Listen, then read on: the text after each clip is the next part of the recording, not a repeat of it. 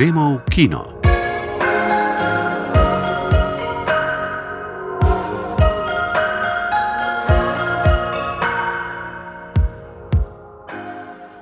Lep pozdrav!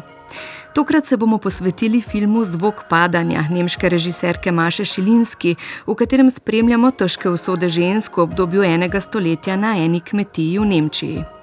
Ozrli se bomo k dogajanju na 2 filmskih festivalih, v Pulju in v Karlovih Varih. Izvedeli boste tudi, kaj se obeta na letošnjem filmu Pod zvezdami, letnem kinu Kinodvora na Ljubljanskem gradu. Vabljeni k poslušanju. Wenn ich versuche, mich an diesen einen Sommer zu erinnern, dann frage ich mich immer, was Nelly wohl zuletzt gesehen hat. Und ob mir irgendetwas hätte auffallen müssen. Drugi celovečerec nemške režiserke Maše Šilinski je na lanskem Canneskem festivalu osvojil nagrado žirije. Slovenski naslov Zvok padanja je preveden iz angleškega naslova. V izvirniku je naslov In die Sonne schauen, kar dobesedno pomeni zreti v sonce, vendar pa res gre na več nivojih za temo padanja, zato je prevod naslova primeren. Že v prvencu se je režiserka ukvarjala z obdobjem otroštva in odraščanja, kot je povedala na novinarski konferenci v Cannesu. Mich interessiert einfach die kindliche Perspektive total. Zelo me zanima otroška perspektiva. Otroci začutijo stvari, ki jih odrasli ne izrečejo. Marsikaj zaznajo in razkrijejo, tudi tisto, kar odrasli želijo prikriti. Na svet zrejo brez vnaprej izdelanih konceptov. Za filmsko pripoved se mi zdi to odlično izhodišče. Maša Šilinski je scenarij za film napisala skupaj z Luise Peter. Luise und ich haben einen Sommer in der Altmark zusammen verbracht. Neko poletje sva z Luise skupaj preživeli na kmetiji v regiji Altmark v severovzhodni Nemčiji. Tam sva delali na scenarijih za druge filme. Hitro sva se začeli spraševati o tistem kraju. Dobili sva vtis, da se je tam čas ustavil. Nekega dne sva naleteli na fotografijo 3 žensk iz 20 let minulega stoletja. Bila je presenetljivo sodobna in zdelo se nama je, da naju te 3 ženske gledajo naravnost v oči. Začeli sva se spraševati o njihovih usodah in raziskovati, kaj se je tam dogajalo. V teku raziskav sva ugotovili vse mogoče. Menim, da še veliko stvari o času ne razumemo. Vendar danes vemo, da se travme prenašajo iz ene generacije v drugo. Do teh travm iz preteklosti nimamo več neposrednega dostopa, verjamem pa, da do njih lahko dostopamo prek čustev in pogosto po telesnem odzivu ugotovimo, da smo podedovali neko travmo iz preteklosti. Film zaobsega časovni razpon od 1910 do 2020 let. V fokusu so 4 dobe, ki se v filmu prepletajo, v vsaki pa sledimo enemu glavnemu ženskemu liku. Vzporedno spoznavamo še usode drugih ženskih in moških likov. Seznanimo se tudi z načini življenja, kar je posebej zanimivo.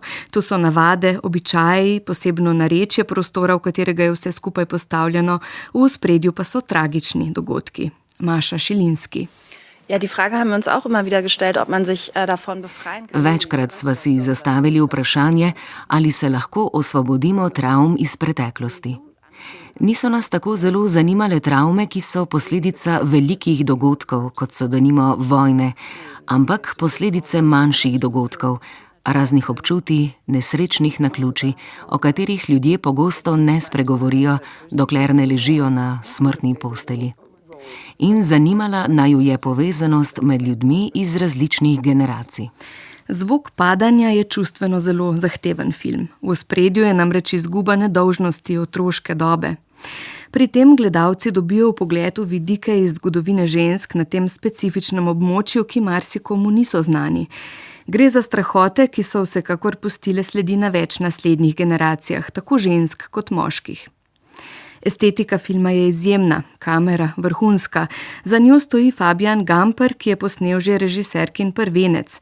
Prav tako izjemni sta igra in režija. Gre za resnično subtilno in mojstrsko izvedeno delo, tako da nagrada žirije v Cannesu ne preseneča. Filmu lahko kvečjemu očitamo, da je v njem preveč teh težkih usod na kupu.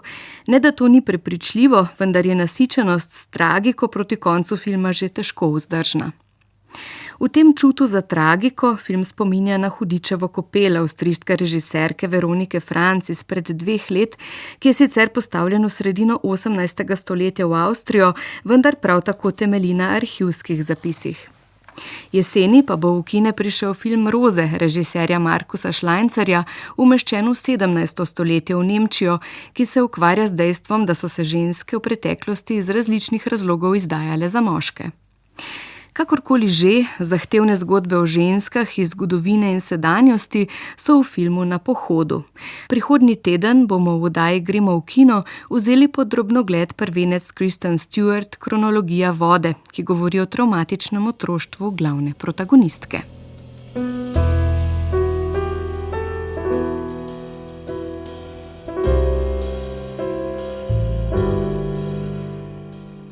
V Karlovih Varih se jutri zaključuje že 60. izvedba Mednarodnega filmskega festivala, ki je letos gledalcem postregel z več kot 130 celovečernimi igranimi in dokumentarnimi filmi.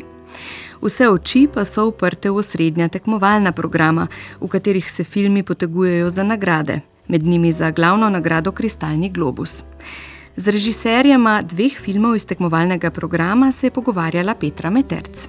Srbski režiser Miroslav Terzić se v svojih filmih pogosto loteva ran srbske družbe.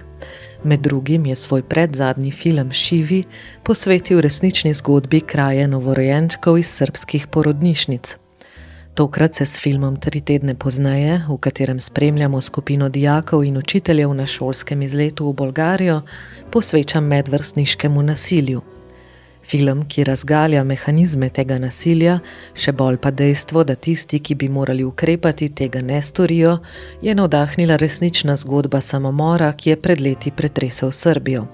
Ob ogledu filma pa ne moremo odmisliti niti dejstva, da je v času, ko je film nastajal, Srbijo pretreslo tudi streljanje v šoli v Beogradu, v katerem je umrlo 10 otrok. Miroslav Terzić. Bane Trifunović, koji je producent, i Vladimir Arsenijević, pisac, su krenuli da rade film o vršnjačkom nasilju koji je inspiriran. Producent Bane Trifunović in pisatelj Vladimir Arsenijević sta začela pripravljati film o medvrstniškem nasilju, ki ga je navdihnila življenjska zgodba Alekse Jankovića. Gre za znano tragedijo dečka, ki je po letu dni medvrstniškega nasilja storil samomor. Zdaj med drugim pripravljajo tudi zakon Alekse Jankovića. Potem sta povabila še mene, da se pridružim filmu. Ta zgodba nas je vodila v veliko različnih smeri. Nato smo naleteli na izjavo Aleksove mame v nekem intervjuju. Povedala je, da je njegov razred 3 tedne po njegovem samomoru odšel na šolsko ekskurzijo. Takrat smo začeli razmišljati o tem, kako bi bila videti ta ekskurzija. I onda smo počeli da razmišljamo kako bi izgledala ta ekskurzija. Kako je režiser Miroslav Terzić izbral mlade, s katerimi je posnel film, in kako je potekalo delo z njimi? Mi smo videli preko 500 dece. Ogledali smo si več kot 500 otrok. Ko smo izbirali igralsko zasedbo, od njih nismo želeli, da igrajo, ampak smo se z njimi pogovarjali o tem, ali so se že sami srečali z medvrstniškim nasiljem, ali so mu bili priča in ali so pri njem morda tudi sami sodelovali. Dobivali smo zelo različne odgovore. 2 fanta sta celo priznala, da sta, ko sta bila mlajša, tudi sama trpinčila druge otroke in da zdaj razumeta, kaj sta počela. Izmed 500 ali 600 fantov in deklet, ki smo jih spoznali, smo jih izbrali 24. Nato smo se 3 mesece srečevali 3-krat na teden. Najprej smo se veliko pogovarjali, potem smo skupaj brali scenarij, ga analizirali, oni pa so delili svoje opažanja in nam povedali svoje zamisli. Tudi glasba v filmu ni tista, ki jo poslušam jaz, ampak glasba, ki so jo izbrali oni. Potrudili smo se, da smo za film dobili prav tiste skladbe, ki so jih predlagali. Celoten proces je bil dvosmeren. Mi smo se učili od njih, oni pa od nas. Tako da je nekako proces bio obostrani. Mi smo učili od njih i oni od nas. Tudi film Srečna družina švicarskega režiserja Jana Erika Maka, ki ga je napisal skupaj s scenaristko in glavno igralko v filmu Ano Šinc, se loteva pomembne družbene teme. V ospredju filma je Niki, mati samohranilka, ki upravlja 2 službi, a to ne zadostuje v celoti za kritje življenjskih stroškov zase in za njena 2 majhna otroka. Ko švicarske oblasti otroka namestijo v rejniško družino, se Niki odloči, da jih bo za vsako ceno poiskala. Film, ki deluje skorajda kot triler, ki razčlenjuje situacijo, v kateri se znajde obupana mati, so, kot pravi Jan Erik Mak, navdahnile razmere v času pandemije. It all started at the COVID pandemic when we saw, people queuing up for food. Vse se je začelo med pandemijo koronavirusne bolezni, ko sva videla ljudi, ki so čakali v vrstah za hrano, celo ljudi iz srednjega razreda, ki so se znašli v težavah. Začela sva raziskovati, da bi ugotovila, koga revščina dejansko prizadene. Ugotovila sva, da je v Švici precej ljudi, ki jih prizadene revščina. Tega nisva pričakovala.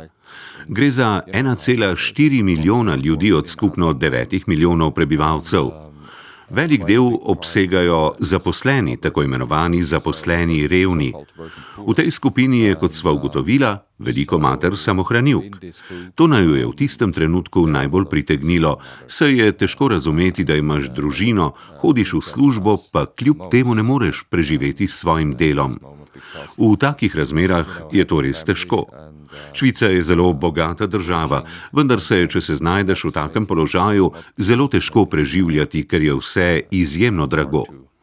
Ko enkrat prestopiš to mejo, si v težavah, iz katerih se je zelo težko izvleči.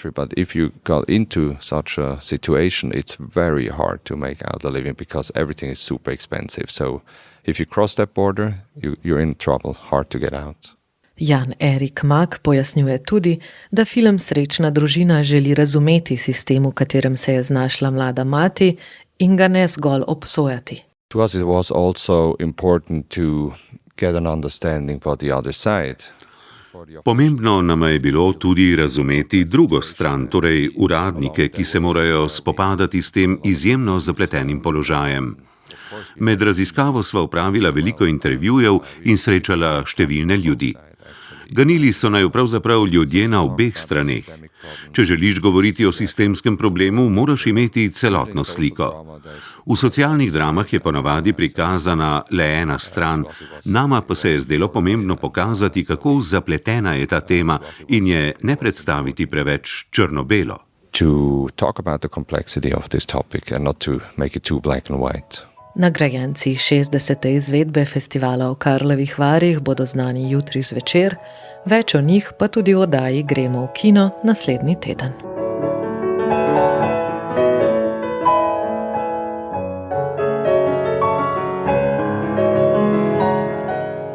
Sinoči so v Pulski areni s hrvaško-srbsko koprodukcijo Uspešnico Ohcet odprli 73. Pulski filmski festival. Obiskala ga je Ingrid Kovač-Brus. Ingrid, lepo zdrav v Pulj. Lepo zdrav tebi, Tesa, in vsem poslušalkam in poslušalcem, ki imate radi film in filmska poletja. Kakšna je bila otvoritev festivala in kako utripa mesto?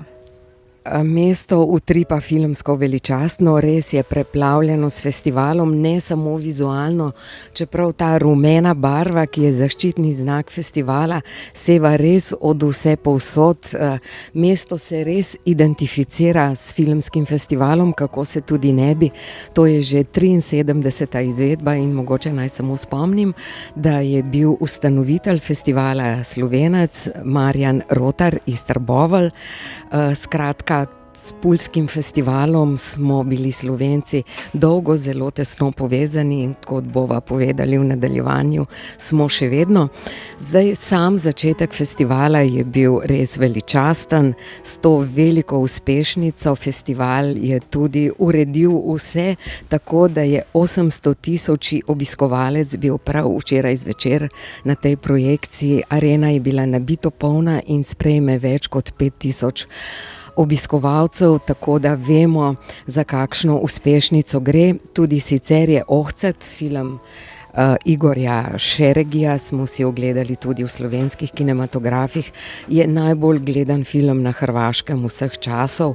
Ne samo hrvaški film, ampak pometel je tudi z vso evropsko in hollywoodsko konkurenco. Za tiste, ki ga morda niste gledali, to je komedija, ki preigrava klišeje, pa na nekaterih mestih pa je tudi zelo izvirna. Gre za poroko Hrvatice in Srba. In ker sta oba očeta vplivneža iz dveh držav, sledi veliko zapletov, vpleta se država in meddružinski odnosi. Skratka, tak lep dinamičen film, primeren za začetek festivala. Je pa režiser Igor Šeregi že obljubil nadaljevanje, torej nastaja že Ohce 2. Omenila si začetke festivala, ki segajo v leto 1954. No, takrat je bil to festival jugoslovanskega filma, danes je to festival hrvaškega filma, pri čemer je program vseeno zastavljen širše. Za Zlato areno se tokrat poteguje 11 hrvaških filmov in 7 koprodukcijskih, med njimi je tudi veliko slovenskih. Ja, tako je. Letos se mi zdi, da je res veliko že festivalsko preverjenih filmov, da ta tekmovalni program 11+7 sestavljajo filmi, ki so bili že nagrajeni na mnogih uglednih festivalih, Locarno, Rotterdam, Sundance, tudi Ljubljana.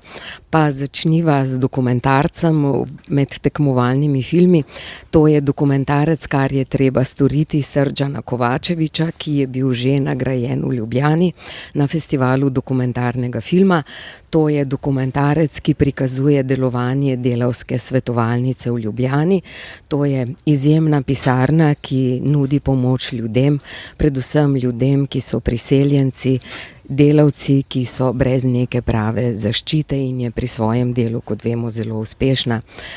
Potem je tukaj naslednji film, to pa bo res premiera, tudi hrvaška premiera, to je film Male stvari Zvonimirja Jurića, režiserja, ki ga dobro poznamo, to je film, ki je spet slovenska koprodukcija.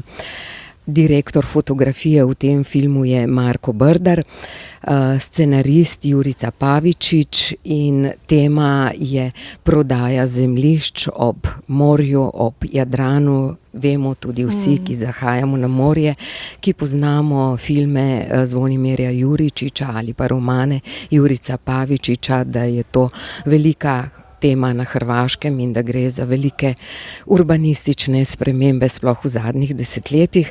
In morda vsaj omenim še enega najuspešnejših hrvaških filmov zadnjega časa, to je film režiserke iz Šibenika Hane Jušić, Bog ne bo pomagal, ki smo si ga imeli priložnost pred kratkim ogledati tudi na našem festivalu v Izoli.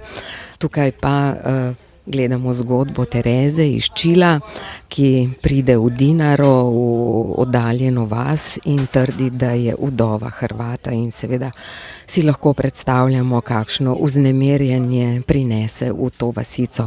Potem pa cela vrsta koprodukcij, med njimi tudi mnoge slovenske, ki tukaj tekmujejo. Kar nekaj otroških, družinskih filmov, pa seveda slovenska uspešnica Marka Naberšnika, Belo se pere na 90 in tako dalje.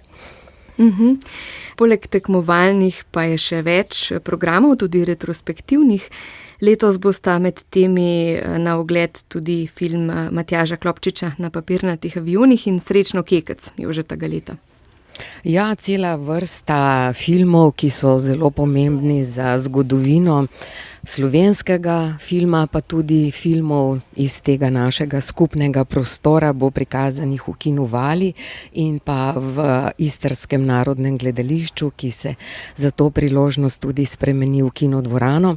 Mogoče bi samo še omenila nek zanimiv program, regionalni program, kjer bosta na sporedu še 2 slovenska filma in sicer 2 naši festivalski uspešnici, to je film Ester Ivakić, Ida, ki je pela tako grdo, da so še mrtvi ostali od mrtvih in zapeli z njo, in pa film Kukle Fantasy.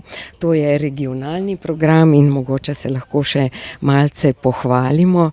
Med žiranti v regionalnem programu je tudi naša sodelavka oddaje Gremo v kino, Tina Poglajen. Zanimivo se mi zdi ob vsem, kar sva že povedali, kako zelo močna je hrvaška kinematografija na področju filma za otroke oziroma družinskega filma. Kar 3 med tekmovalnimi filmi so namenjeni mladim, najbolj mladim gledalcem in seveda njihovim spremljevalcem. 2 od teh filmov sta spet slovenski koprodukciji in vsaj enega že poznamo, to je Drugi dnevnik Pavline P., Nevena Hitreca, tukaj bo potem hrvaška in najbrž tudi svetovna premiera filma Glavica 2 režiserk, Marine Andrej-Škop in Vande Rajmanove, in potem še celovečerni animirani film Kristalni planet Arsena Antona Ostojića. Skratka, na trenutke se mi zdi, kot da je Puljski filmski festival tudi nekakšen mali Portorož, sicer pa v drugih sekcijah ponuja festival tudi veliko filmov, ki si jih želijo videti cinefili. Tukaj bo na ogled zmagovalni film Canskega festivala, film Fjord Kristjana Mondžuja, zelo aktualen film, pa veliki favorit Canskega festivala, film Očetnjava Pavla Pavlikovskega in zmagovalec Berlinskega filmskega festivala, film Rumena cesta Ilkerja Čataka. Skratka, res cela vrsta vznemirljivih dogodkov za vsakega, ki ga zanima film, družba, svet, v katerem živimo, skozi oči filmskih režiserjev, scenaristov in mnogo priložnosti za razmisleke.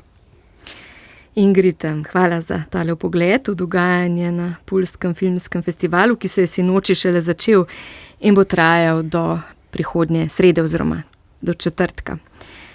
Do srede zvečer, ko bodo podelili nagrade in ko bo možnost ogleda še enega zelo uspešnega filma, ki je pred Ohcetjo bil na piedestalu, to je film Vinka Brešana, Kako se je začela vojna na mojem otoku. Vsaj omenila bi pa še enega izmed starejših filmov starejšega datuma, to je dokumentarni film Skopje 93 Veljka Bulajića, digitalno restauriran, bo prvič predstavljen tukaj. Naj samo omenim, da je digitalno restauriranje potekalo v Ljubljani. Težko bi rekla, mislim, da ni prava beseda, da se veselim ogleda tega filma. Film bo na sporedu v torek zvečer. Se pa je Veljko Bulajić 3 dni po katastrofalnem potresu v Skopju leta 1993 že odpravil na lokacijo in posnel dragoceni dokument, ki ga ne poznamo tako dobro. Nekoliko starejši gledalci in gledalke se ga zagotovo spomnijo, ker je bil prikazan tudi na festivalih v Benetkah in Cannesu in bil v Benetkah nagrajen, tako da nek dragocen pogled v katastrofalno dogajanje v Skopju, kjer je, kot vemo, bilo več kot 1000 mrtvih, in potem tudi na izjemen projekt solidarnosti, ne samo znotraj Jugoslavije, ampak celotne Evrope in sveta. Vsekakor je program zelo poln in pester. Ingrid, lep pozdrav v Pulj. Hvala, povabilo v ta res izjemen ambient Puljske Vespasijanove arene. Če pa ne morete, pa na Ljubljanskem gradu in še marsikje potekajo projekcije odličnih filmov, nekaterih tudi teh, ki sva jih omenili v temle kratkem pregledu Puljskega festivala.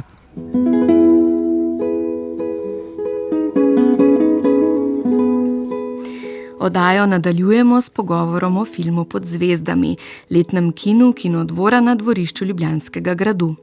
Ta se je začel sinoči s filmom Fiume o morte režiserja Igorja Bezinovića. Zanj je dobil nagrado Evropske filmske akademije, poleg tega gre za najbolj gledan film lanskega leta v Kinodvoru. Projekcijo je pospremil slovenski kratki film Navadna hruška režiserja Gregorja Božiča, ki je bil direktor fotografije pri Bezinovićevem dokumentarcu.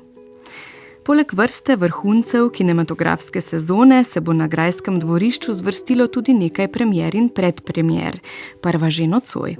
O njej in o tem, kaj se sicer obeta na letošnjem filmu Pod zvezdami, bo več povedala Aliki Kalagasidu iz Kinodvora.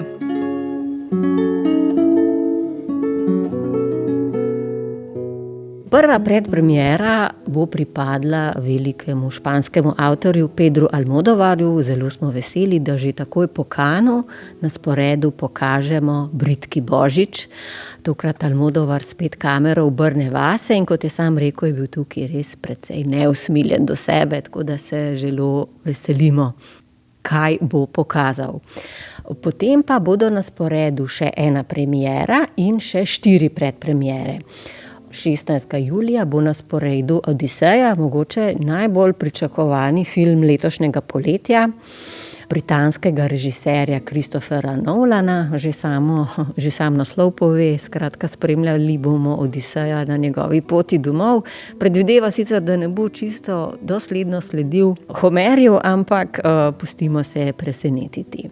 Na sporedu bo tudi še en španski film, predpremiera Ljubljena bitja. Tu glavno vlogo v vlogi despotskega režiserja odigra Javier Bardem. Že nekaj časa ga nismo videli na naših platnih, tako da to bo tudi ena taka fina poslastica. Potem sledi še ena zanimiva premiera in sicer malteškega avtorja Alexa Camillerija. Mogoče ni najbolj znano avtorsko ime, pred leti smo imeli pri nas njegov film Luzu. Tudi tokrat se ukvarja z malteško tradicijo.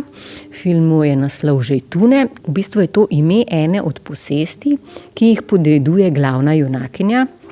In pri odločanju o tem, kaj z njimi narediti, sreča ostarelega gospoda, ki jo na nek način seznani, uvede v malteško tradicijo, predvsem glasbeno. Skratka, film je poln ene krasne glasbe. Tudi ena slovenska predpremiera bo, in sicer Skriti ljudje Mihe Hočevarja. Tudi te predpremiere se zelo veselimo. V glavnih vlogah slovenski igralec Blaž Šef in islandski igralec Olaf Dari Olafsson, ki je na lanskem festivalu slovenskega filma prejel nagrado za najboljšega igralca. Gre za neko tako pravljično dramedijo, čisto v stilu režiserja Mihe Hočevarja.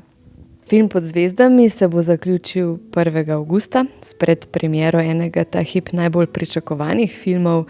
Za Fjord je romunski cineast Cristi Mungiu, ki ste ga v Kinodvoru tudi že gostili, na letošnjem festivalu v Cannesu prejel svojo že drugo zlato palmo. Sploh smo zelo navdušeni, da lahko že po majskem zmagoslavju, ovenčanje je bil zlato palmo, kot ste povedali, že 1. avgusta predpremierno prikažemo Fjord. Seveda v stilu Kristijana Mungiuja.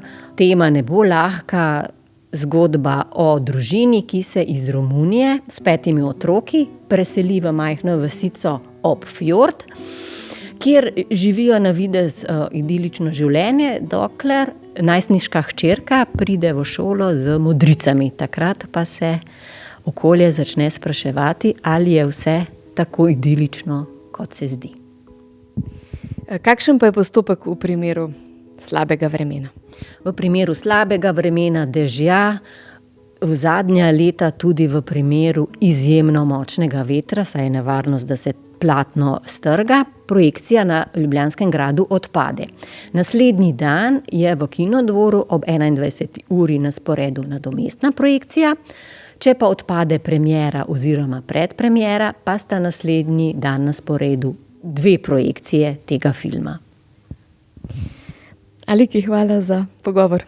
Hvala tudi vam za vabilo in toplo vabljeni poslušalke in poslušalci, da si ogledajo kakšen film na Ljubljanskem gradu.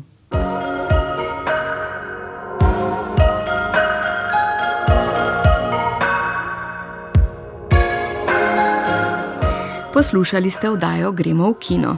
Brala sta Ajda Sokler in Jure Franko, glasbo je izbrala Alma Čelik, za zvočno podobo je poskrbel Max Pust, skozi oddajo pa sem vodila Tesa Drev. Lep pozdrav do prihodnjič.